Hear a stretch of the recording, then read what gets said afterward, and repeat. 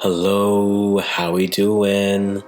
Yo, it's a question from the African, just checking back in to see how we are doing this week. There's so much football that's happening right now. We got Concacaf W happening for the women's. We got the women's Euros happening right now. We got transfer window for the men's. We'll talk about that with the podcast. But again, this week we're going to focus on the women's. What's been happening? And man, we're 2 games in. We're actually on match day 3 of games where teams are playing their second matchups today and tomorrow.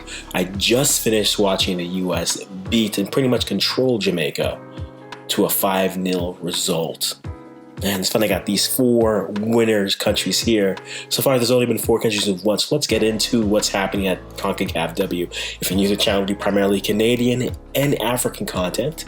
So make sure you give us a like, subscribe if you like the type of content, and leave us a comment. What has surprised you? What's impressed you so far with Concacaf W? We will be doing something a little bit later in the week or over the weekend on WAFCON or WAFCON. Kind of talking about who the finalists are, who to look out for, players and such, so keep an eye out for that. But guys, Concacaf W, let's get into this. It's interesting. When we were looking at teams in Concacaf W, this was a very interesting Concacaf W. No one really looked good coming in, and the teams that did look good coming in haven't lived up to their billing as of yet. We had the U.S. leading up to the tournament, beating Colombia, but we saw them not quite in their dominant self. We saw Canada struggle to score goals, really. Other than the 5-1 win in their celebration tour, they've scored 1, 2, 1, 1, none, 1, none. They've struggled scoring goals. If you look at Jamaica, the controversy for funding, with coaching with that team, man. And then on the side, Costa Rica's just been like, yeah, we out here. We got a team. Don't worry about us. We out here. So the first 4 results of the weekend we had, the U.S. beating Haiti 3-0, a brace from Alex Morgan doing well. Then we saw, I guess to some people, Jamaica surprising Mexico 1-0 with a goal from Bunny Shaw. We then saw Costa Rica with Rocky getting a goal and others going through, winning against Panama 3-0, and then Canada, not an unconvincing, but definitely a bit of a stretch in the first half, but finally erupting in the second half, winning 6-0. I just watched the U.S. beat Jamaica here. So what have we learned? It's interesting. I had questions about all these teams, but so far, I put a poll up prior to the second set of games. Which team surprised so far? Definitely going for Jamaica, and that makes sense. When you look at everything Jamaica's gone through, from switching coaches, players essentially asking not for a coach to coach, the funding issues, if you are not familiar with what's happening in Jamaica, there's a lot of outside financial help that's gone into the team. The federation has not had the best of time, both with the men's and the women's, both at the youth and at the senior team levels. So to get this result against Mexico in Mexico, that's a big step. Unfortunately now, following that up with a loss to the U.S., it does put a lot of pressure against them, and gives Haiti maybe a bit of hope to maybe get to that 3rd place spot and try to fight for qualification. When it comes, so man, Khadijah's not playing well, but I think if you looked at Jamaica and how they played, they got the result, but there were still holes in that game, and I think the U.S. is definitely the team that will expose any holes you have in this tournament. Costa Rica just has been confident, solid. I'm not even going to say fluid, but they've just been a good, solid unit overall. I've liked how they played, their movement off the ball, their defending, their midfield has just been very good. So looking at Costa Rica, how they've been able to perform, not really a surprise that they've got that result. I think right now they're looking to be the second best team in that group. And as the groups start to kind of mesh out and just settle in, we'll see the battle for second and third. There's really a difference between automatic qualification and the Intercontinental Playoff, which I believe is going to be the same format as the European Intercontinental Playoffs for the Men's World Cup. So 12 teams, sets of games, winners of each bracket of 4 goes on to the World Cup. And then we saw Canada struggle to create. Well, they didn't even struggle to create. They struggled to finish. Could have been 4-0 at the end of the half, but only a goal from Christine Sinclair, who, at this point, guys, we're just going to say it officially, we will wheelbarrow her out to midfield if we need her at the age 55, and she'll just put in headers off into the post, into the goal. But a post, a missed penalty, a missed open net, but then in the second half, a little bit of youth, a little bit of tiring, Trinidad finally pushed. And Canada was able to put 5 past Julia Grosso. I just did the thing. Julia Grosso with the brace, along with goals from Jessie Fleming, Becky, as well as Jordan Heidema, getting us 6. So what does that mean? What does this mean looking forward? Well, if you look at the group breakdowns, right now you have in Group A, the U.S. currently sitting at 6 points, with Jamaica at 3, and a big matchup coming up tonight with Haiti versus Mexico. And really, if you're wondering what that means, a Haiti win or draw pretty much gives the U.S. a trip to New Zealand and Australia for the World Cup. A Mexico win keeps everything open and really makes the last match day on the 11th a day of life for everyone. To put it simply, if Mexico wins this game by not a large margin, Haiti can go into the game versus Jamaica and know that a win should get them right now into that intercontinental playoff. Right now, Jamaica will be sitting at a -4. So if you're Haiti, you just don't want to lose by more than 2 goals. And if you keep that close, then you just need to win and you're into the playoffs. When it comes to Mexico, they need the points because without that, they have the U.S. as the final game. That means a lot to Mexico. It also means a lot to their World Cup qualification. If they're not able to get a result against Haiti, then it opens the door for the U.S. to qualify, but it essentially eliminates, to a degree, Mexico, though they are still mathematically alive. So going to this last final round, game is probably being played as you're watching, or it's already been played, so someone is telling me in the comments, they won, or they lost, or they drew. So very important to watch that aspect. But I think for me, what I'm hoping happens, I'm hoping Mexico wins, because I'd love to see the final match day where every team has a chance for World Cup qualification, whether that is automatic or whether that is through the intercontinental playoff. Also, special shout out to Duvernay and Melchi from Haiti. Those players really did cause a little bit of issues with the U.S. Now you can say maybe that's just the U.S. gang, a little bit of cohesion with them, but Duvernay is a young player who she's on her way to being. If you don't know about her, Duvernay from Haiti, I'm telling you, you should be watching out for this player because she is going to be one of those next big players we talk about in the conversation of best players in Concacaf.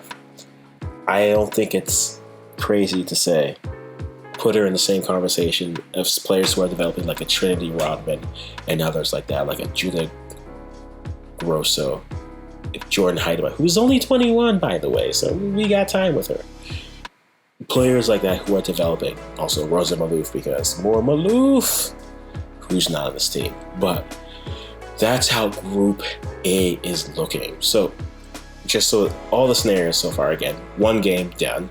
The U.S. just needs a Haiti win or a draw to pretty much guarantee themselves a trip to the Australia-New Zealand World Cup. Jamaica needs basically a draw, and they are going more than likely, and they're either finishing 2nd or 3rd. Mexico needs 4 points to finish 2nd or 3rd. And Haiti, worst case scenario, needs a loss of less than 2. So maybe a 2-1 loss to Mexico. And then a winner-take-all matchup versus Jamaica to get to that, probably that 3rd spot to move them down. That's what's happening in Group A. When we turn the page over to Group B, those games are going to be played tomorrow. Based off what we saw, We have Trinidad playing against Costa Rica. I think Trinidad tried to concede as little goals as possible, and then try to get results versus Panama as well as Costa Rica. They have Costa Rica coming up here, and that definitely opens it up for them. I think Costa Rica on paper is the better team, and I think on the pitch they're the better team, and I see that game going probably somewhere to the link of another 3-0 victory for Costa Rica. I didn't see much attacking from Trinidad. Now, maybe that's them giving too much respect to Canada, but then again, Canada was in a very dominant form in that game, so not really a surprise. When it comes to what Costa Rica can do, I think continue to play. Timely runs from crosses into the box is what I was seeing a lot from that team, and I liked that. And I think they're just solidly the second best team in this group. Now, they still need to get the results, so I'm looking forward to see what they're able to do there, but I think if they can do that, it does open up their opportunities. When we get to Canada versus Panama, I think Panama made it. The way that this draw broke out, I'm waiting for the Jamaicans to start to come after me, or people in other regions saying, wow, this draw is very favorable for Canada. Let's get that out of the way. If you were Canada, the question was, do you want to play Mexico in this tournament, in the group stage, or in the semifinals, assuming they make it? And there's arguments for both, but I think right now, the group of death is definitely Group A. Group B has Canada, and then Costa Rica, and then Trinidad, and then as well as Panama. So I think for Canada, a game against Panama is a step up in competition. I still don't expect Canada to get the result. Am I going to say another 6-0 win? I don't know, but I expect Canada to come away with a victory here. From what I saw from Panama against Costa Rica, there were moments in terms of countering, and I think they'll offer a little bit more on the counter than, say, Trinidad was for Canada, but I think it's another opportunity just to play. Would I change the lineup? Yeah. Again, full disclosure, I'm African Canadian, Ghanaian descent, living in Canada, born in Canada, but my parents are Ghanaian, so yeah, I tend to a little bit on that Canadian side. But when it comes to Canada, maybe don't start two CDMs, only start Quinn or Desiree Scott, that would be. And I think if you do one of those two things and add another midfielder into the fray, gives you an opportunity to really push, whether that's putting Fleming at that 8 and then pushing Grosso up as a 10 to play off of Sinclair, whether you want to see if maybe Nichelle Prince is ready to go and play and get her playing up top with a Janine Becky as well as a Christine Sinclair. Having Jade Riviere as well as Ashley Lawrence as your fullbacks, I think you are good. Seeing if we want to mess with them. Seeing what we have at center backs. I think Kadisha Buchanan there would be a good setup.